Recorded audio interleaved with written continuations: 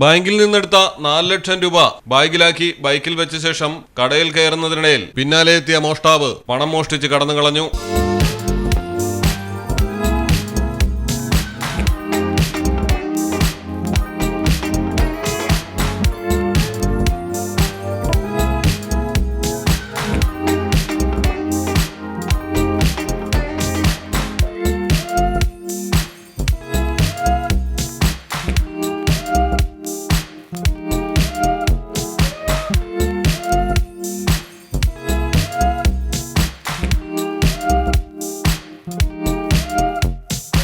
ഹൈദരാബാദിലാണ് സംഭവം. നാരായൺപേട്ട് ജില്ലയിലെ ദമരഗിദ്ധിയിൽ വെച്ചാണ് മധ്യവയസ്കന്റെ 4 ലക്ഷം രൂപ മോഷണം പോയത്.